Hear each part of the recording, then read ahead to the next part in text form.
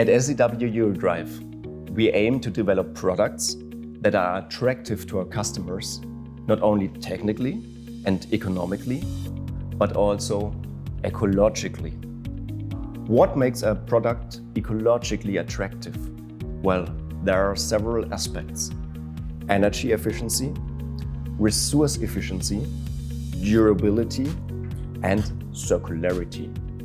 The better a product fulfills these characteristics, the better its eco-design and the less harmful the impact on our environment.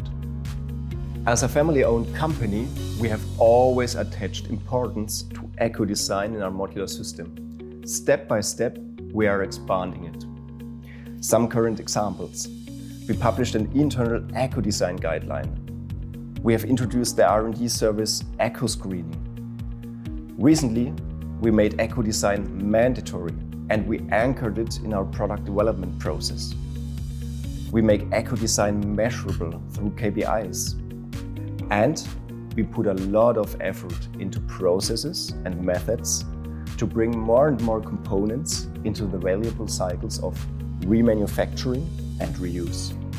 In short, we at SEW Eurodrive develop products that are attractive in all three dimensions: technically, economically, and ecologically.